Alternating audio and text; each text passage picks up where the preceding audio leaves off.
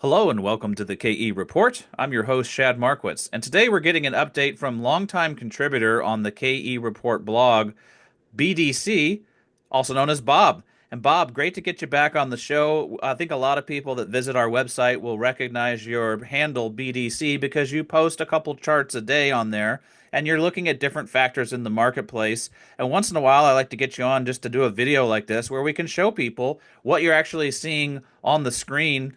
And so let's start off with the yellow metal gold. Undeniably a huge move it's had the last couple of years.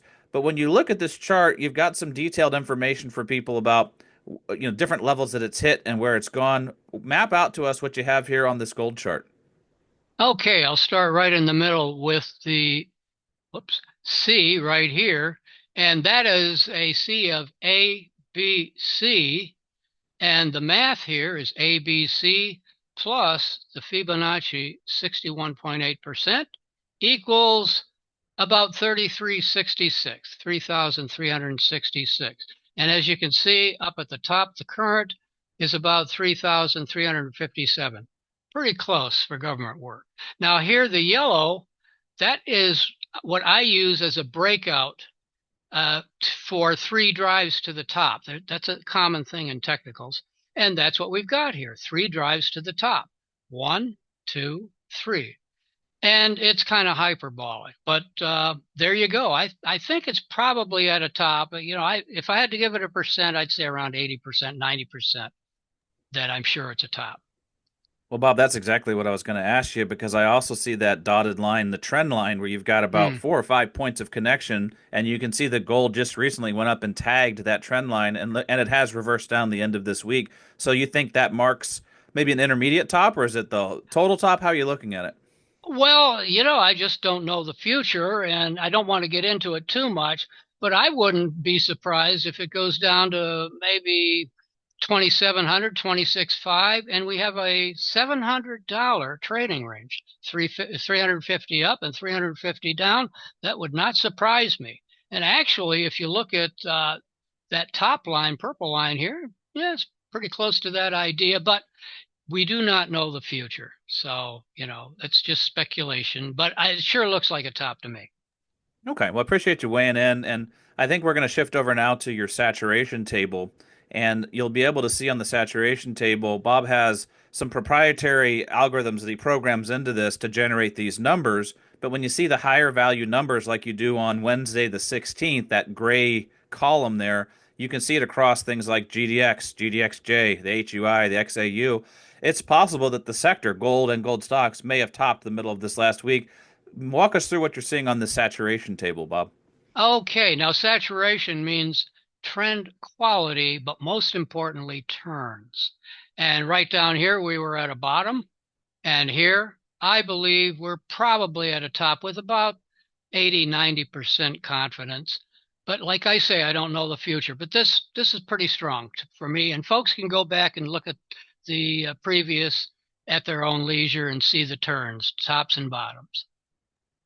Well, let's go over to the GDX chart and let's take a look at it because I'm assuming that it's got the same kind of, yeah, it does have the same pattern with gold where it looks like it jumped up midweek and maybe it's at the top of this range. What are you seeing on this GDX chart? Well, here the interesting thing back in last year, December, if you go to the A point on an ABCD there, I come up and 50% added. That's very common. And I come up with $52.44. And then if I go ABCD plus 50 here, I get $52.80. And our top is 52.81. That was to the penny, but not on the penny. We didn't quite make it. Yeah, 5280 versus 5281. I'd say that's pretty darn close, Bob. So at this point, do you think that that constrains any move higher in GDX and what kind of a downside target would you have from here? Well, I didn't, like I say, I don't know that the top is here. It's topping. To me, automatically it's topping. It could do something extensive, but I still say 80, 90% sure. And a very common place to come back to is 50%, which is right here. And you can see this is a price volume line and it comes right to it. So it's almost like a magnet if we go down. And that's at that 4312 level? Yes, that's exactly 50%. Okay. Well, something to keep on our minds as we go into the next week after this long holiday weekend. Okay, another factor that we want to get into is silver. So let's pivot over to the silver chart and see what you see there. It's a lot different than the gold chart. So, what do you see here on the silver chart? Well, this is much shorter term. It's a 4 hour chart. And this is a bearish Gartley formation. And it's bearish because of the 78.6%, 0.786 for this software. And I call this a Gartley line. And silver has done this exact thing in the past. And if it continues down, it will continue down below this bottom here by about this much or more. And this would be, remember, we went into A, B, C, D, A, B, C a little lower, and D a little lower. Well, Bob, when you look at it and a Gartley pattern, how would you expect it to resolve then? Oh, well, that's what that's what the future is all about. If it cannot break, it's like an old friend of mine used to say: if they can't bust them up, they'll bust them down. And if they can't get through the Gartley line, that's why Gartley determined this line back in the 30s. He said, "Boy, every time it comes up to this Fibonacci, it goes down more times than not." So he said, anytime a chartist gets more times than not, he looks at that as being very significant. So this has the likelihood to go down. And since I've seen it once, it's not like it's never done it before. Well, and it would kind of rhyme with what we expect in GDX and gold based on the charts that you shared with us for Hmm. silver to also. So it makes sense. Well, let's look at the king dollar, the currency that moves a lot of these commodities, moves a lot of these markets. You've got a really long-term chart here, Bob. It's a 20-year chart going all the way back to 2005. So on this longer chart, to me, it looks like the dollar's been stuck in this channel that's kind of sloping upwards. But what are you seeing on this longer-term dollar chart? Yeah, this channel, a lot of technicians would look at this and call it a bear flag. And I see it as a broken bear flag for one reason. It broke down here, but it couldn't get through here, and then it headed north. So I think it's just an ongoing channel move up. It's just like you say, it's a channel with an uptrend right now. It's at well, here it is. This is the current low, and it is the current low. It's 99.014, and it held through yesterday. So this is the current long-term chart, and it pretty well fits a channel. Well, and if it continues to behave like a channel, you would expect that the dollar would rebound off where it is now at that lower band and then head back up towards the upper side of the channel over the fullness of time. I Yep. guess let's go to the next dollar chart where we're zoomed in to more of the intermediate on the weekly. I mean, my question, and I think a lot of people's question, Bob, is when you look at this chart and when you think about the dollar, the 99 to $100 level has been resistance, has been support a number of times. And now we're down near that 99 to 100 level again in the dollar. Is it finally going to break to the downside, like some people are saying, or could it turn right back around here and blast to the upside? Well, it could. It could break to the downside. Like I say, I don't know the future. However, there's a pattern here which I call an expander, and this pattern occurs when markets are volatile. And I'll just go through the longer term of it. It's A, B, C, and you can see it's lower.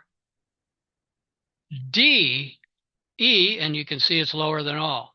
Now there was an interim here, but I didn't include that one. And the E, now that's the common nomenclature: A, B, C, D, E, takeoff, whichever direction. And this is set up to take off north. However, it doesn't have to, and it could continue down. And it did break. Let's face it, it broke this. This, these. The only thing it hasn't broken yet is this.